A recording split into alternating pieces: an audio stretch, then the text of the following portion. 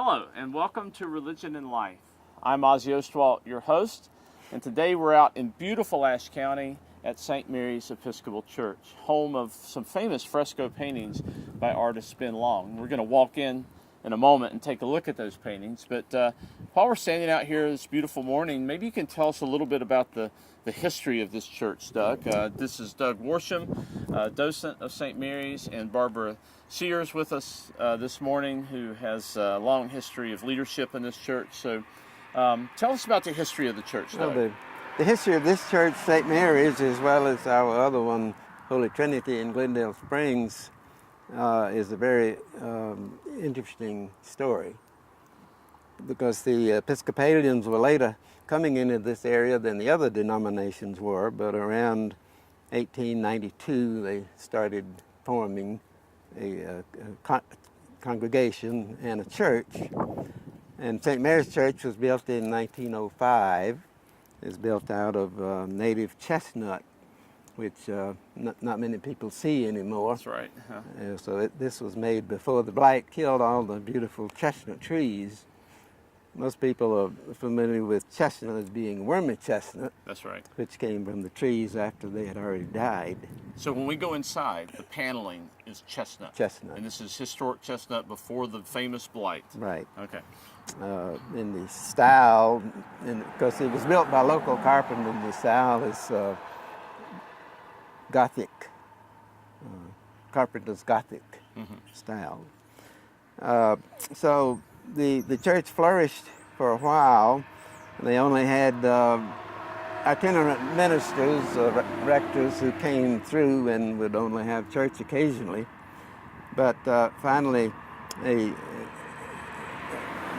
permanent priest was appointed around the turn of the century, and the churches flourished till 1934.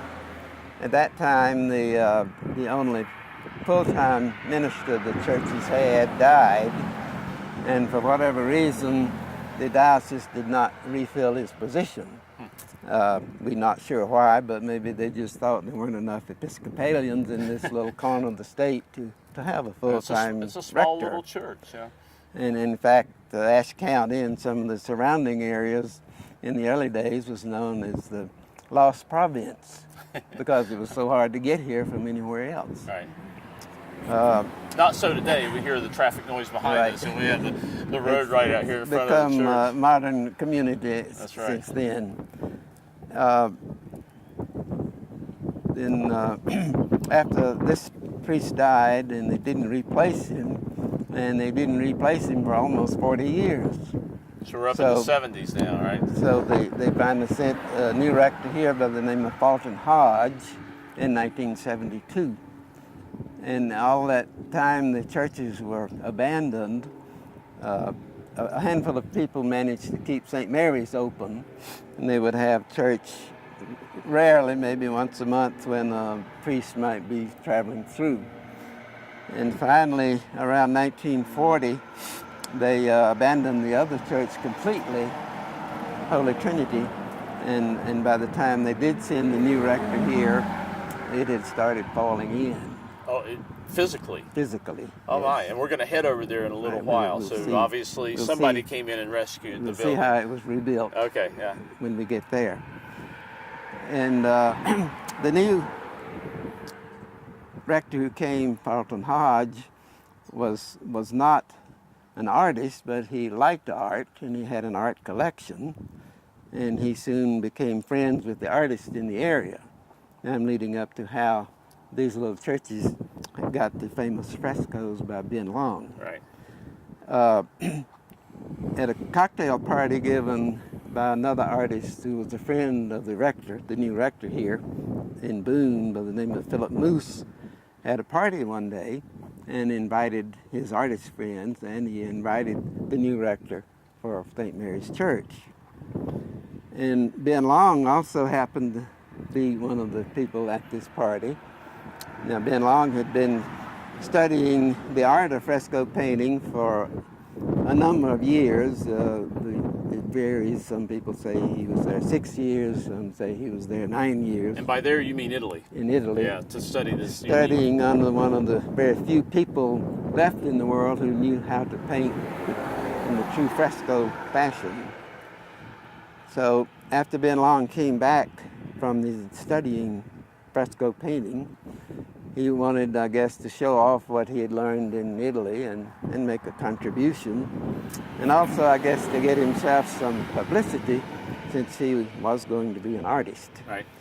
So he inquired in the beginning with among the large churches in western North Carolina, because I guess he wanted to stay close to his hometown. Statesville. And no one wanted to take him up on his offer. So then he started inquiring among small country churches if he could paint a fresco for them. And he indicated it would be free until he didn't have any takers. So then when he and Father Hodge happened to be together at this party, Ben Long knew that Father Hodge was looking for anything that might help him get the churches going again. So they got together, and Ben Long made his usual offer to paint a fresco.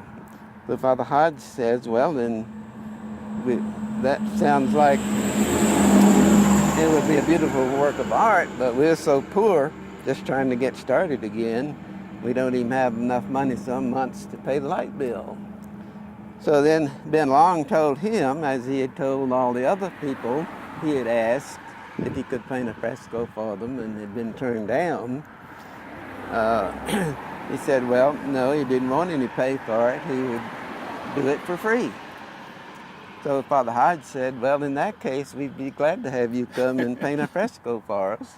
Well, let's. By the way, what is a fresco? Let's step inside and look at them, and then you can describe to us what a fresco is, because I think that's important to this story, okay? It is. Thank you. So we're now inside St. Mary's Episcopal Church, and obviously the first thing you notice are the fresco paintings behind us here. But as you mentioned outside, our artist Ben Long traveled to Italy. He studied the ancient art of fresco painting, became a master, came home and blessed this church and some other areas around us with some of his fresco work. And these frescoes behind us were the earliest of his frescoes after studying in Italy. So the question is, what is fresco? What's the technique? What makes it special? Well, a fresco is a painting in the wall, not on the wall. In the wall. In the wall. And sand and lime is combined with water to make a plaster. And then that is applied in portions. The fresco artist can only paint the wet plaster and that he applies. So it's applied in portions, and it'll dry, and then you apply some more right next to that. So this isn't done all at one time. You have to work in small sections. You have to work in small sections. All of the pigments that are used in these frescoes come from the earth. They are all colors that are found in stone, soil, whatever, and that is mixed with the ready-made, already made lime, sand, and water mixture. That goes into the plaster. Yes, it does. So, you have to get the mixture of the plaster right, and I guess you have to have a vision for the entire painting, since you can't really work on more than a small section at a time. You have to know how that small section is going to mix in with the rest of the painting. Well, what happens before the fresco, the plaster is applied, is he did sketches, and he did the entire fresco in pencil.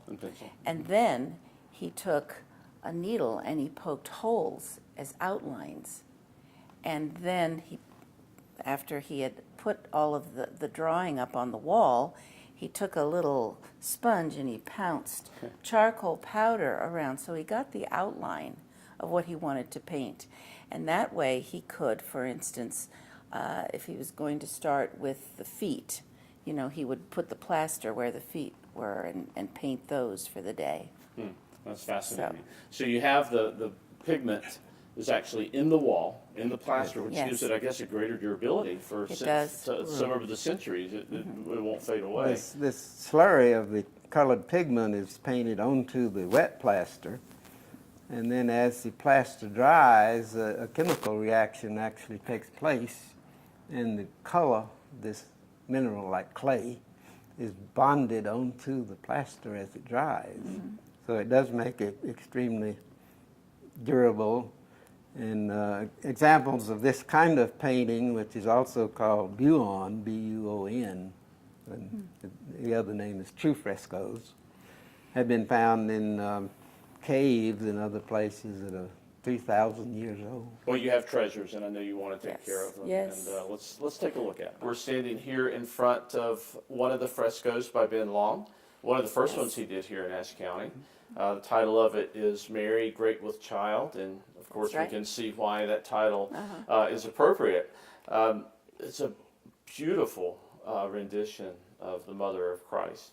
But what strikes me when I first see it, and I'm sure this isn't the first time you've heard it, is that we're not used to seeing Mary in this pregnant state. I wonder if you could comment on that a little bit. Maybe it's not unique in the art world, but it's a little unusual.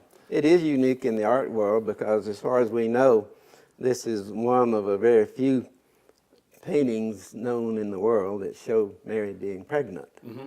Most of the paintings you see with Mary, she has robes over or sitting, so this shows that she is pregnant. I wonder why there's been a reluctance to portray Mary as pregnant, given the fact that this was her task of bearing the Christ child. Well, that might be a result of society's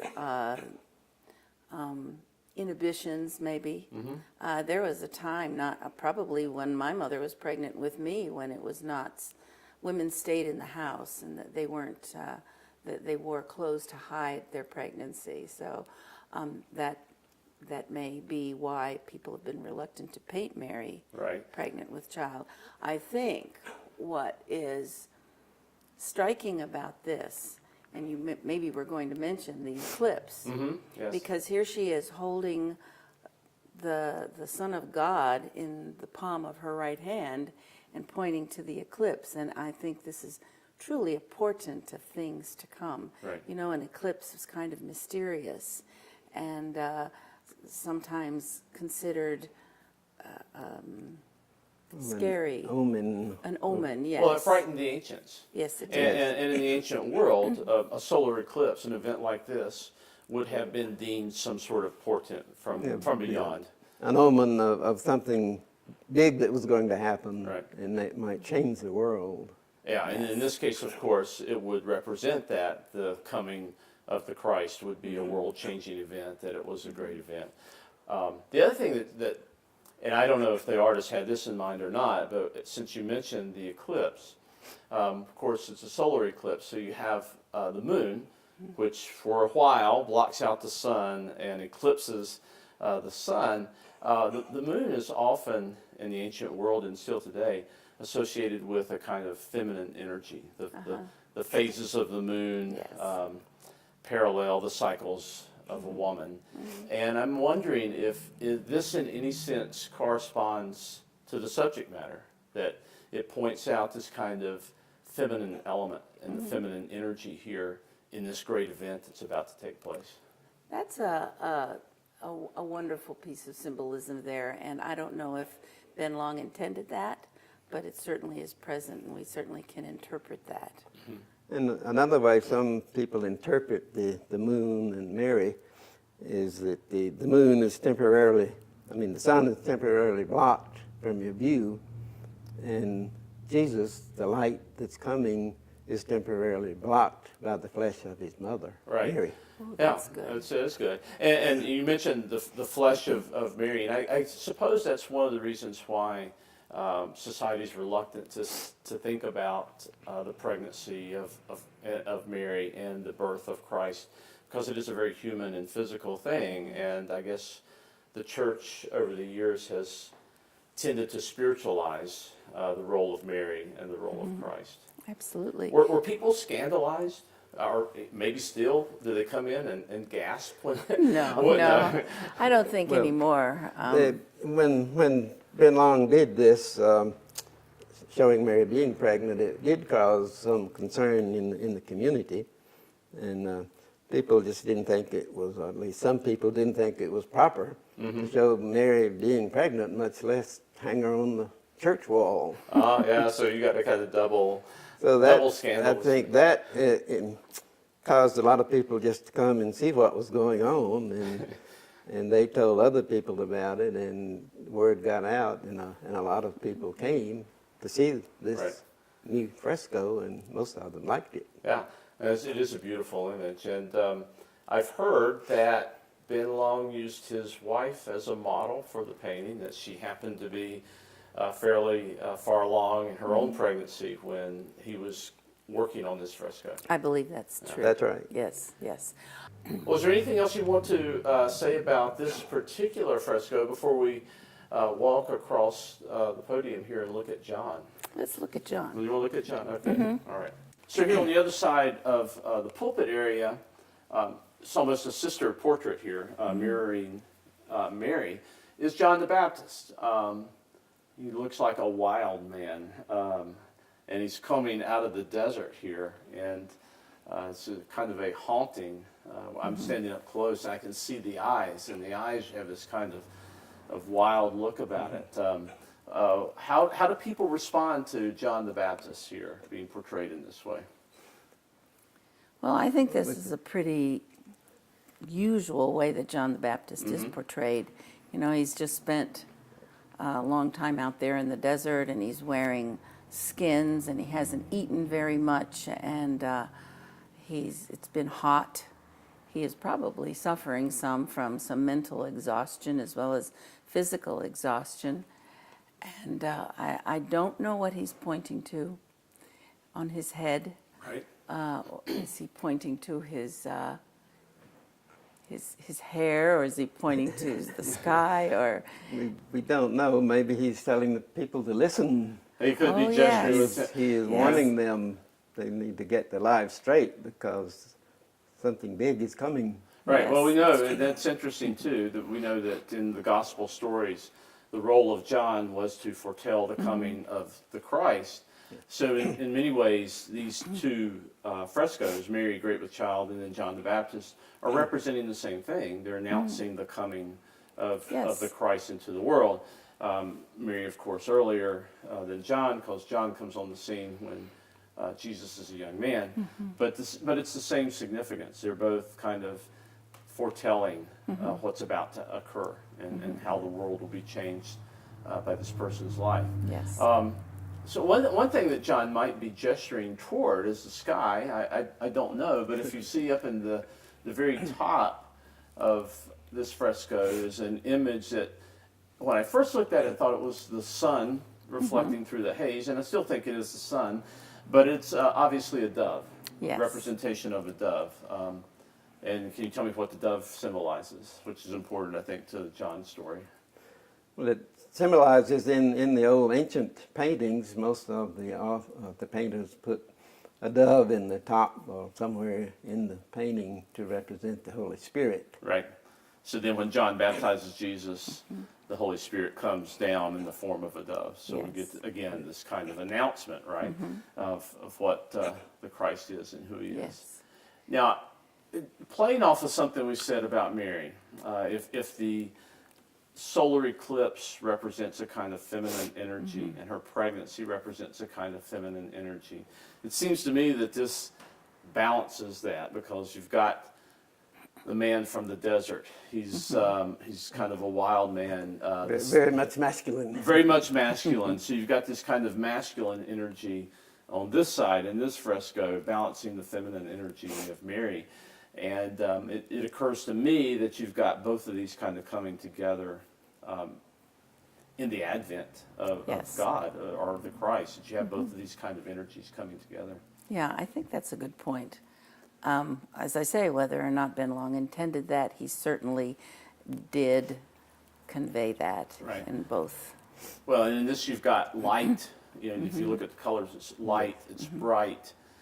In the Mary painting, you have subdued colors, it's dark.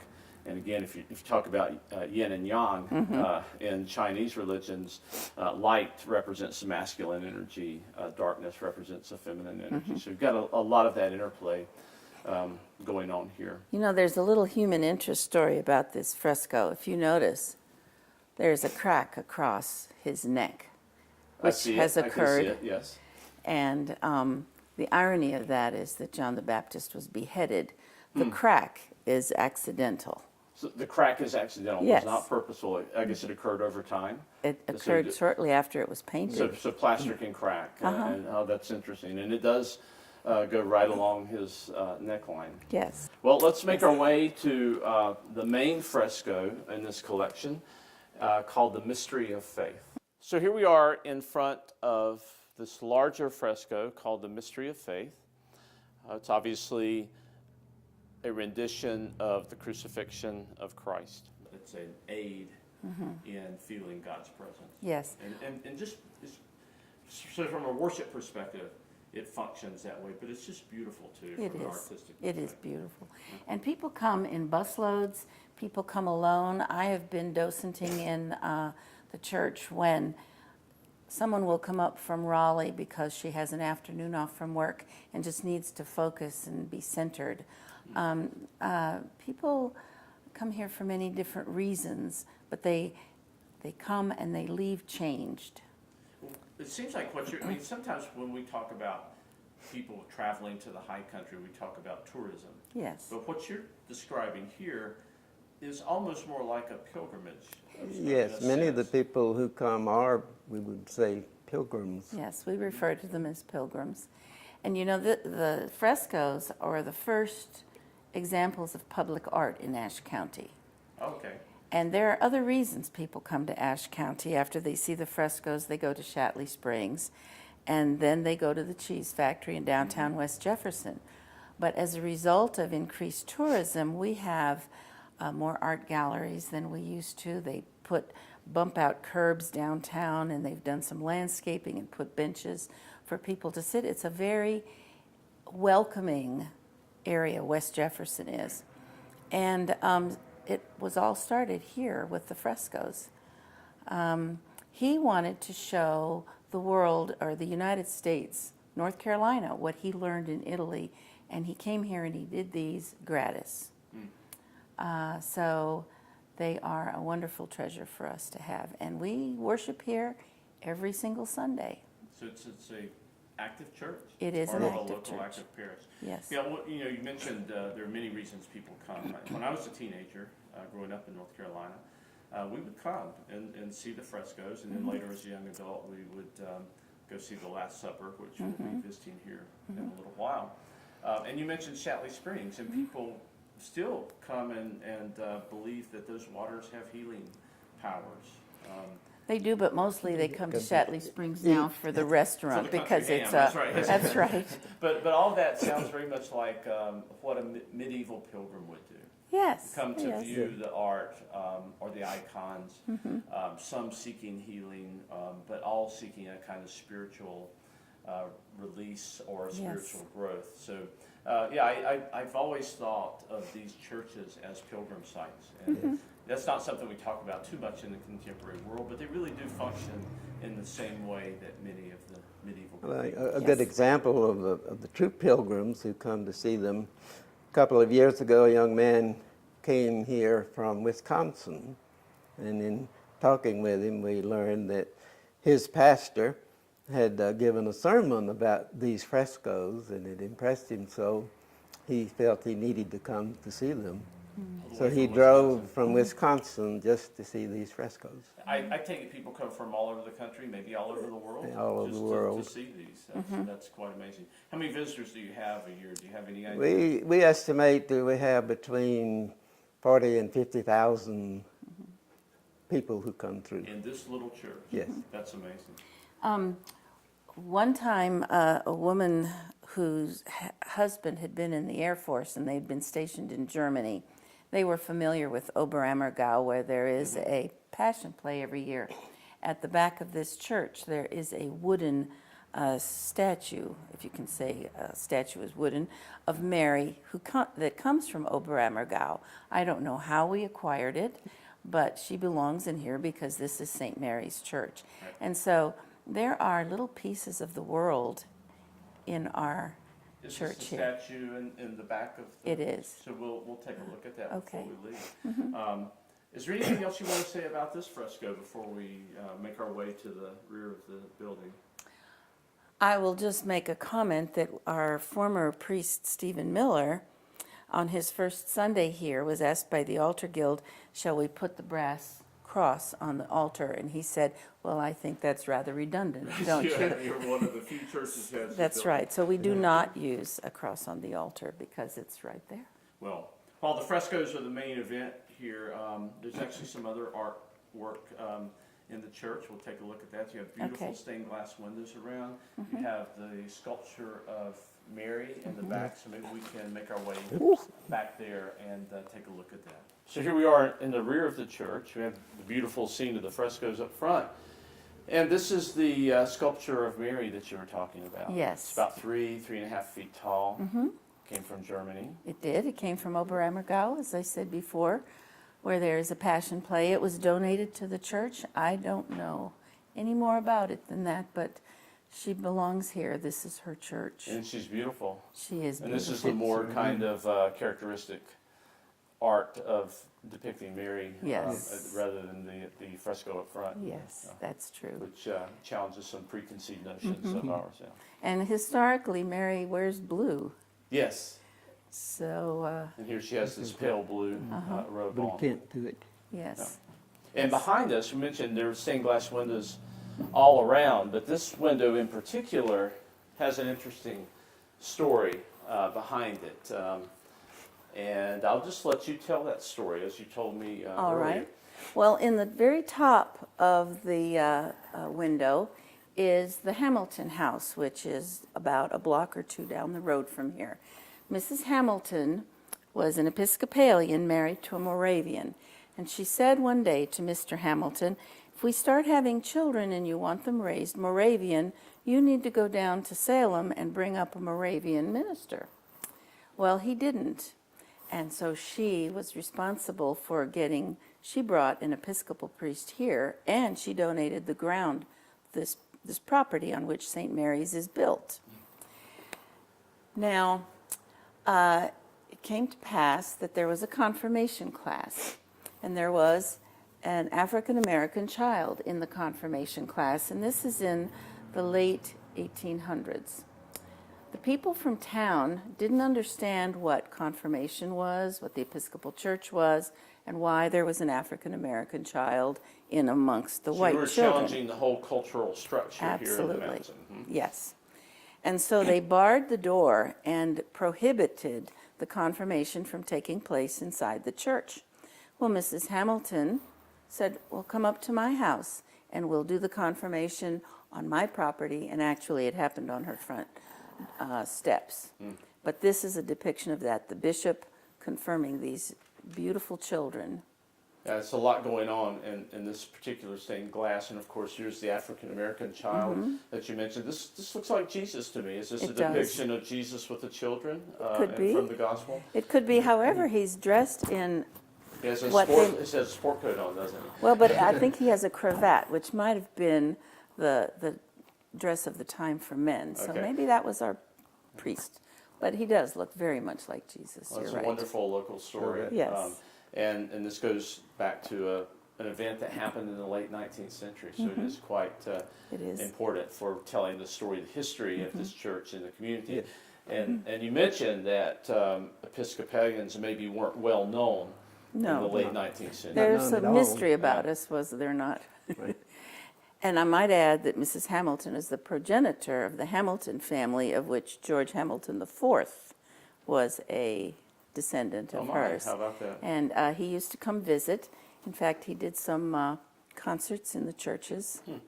Is the Hamilton House still standing? Yes, Yes. it is. Okay, so It there's is. something else that people who come to the area could ride by and take photos They of. can. Okay. I believe it's an inn now. Okay, great. So Well, there's so much history right here, but we have another church 20 minutes or so from here, Yes. Holy Trinity Episcopal Church, Yes. where perhaps Ben Long's most famous fresco resides. So we're going to take a little trip over across the county All right. and reconvene at Holy Trinity Church Okay. and look at the Last Supper. Well, that's it for this episode of Religion and Life on App TV. Join us again next week when we continue our exploration of the frescoes in Ashe County. We'll be traveling across the county to Holy Trinity Episcopal Church and look at the Last Supper. Until next time, this is Ozzie Ostwalt.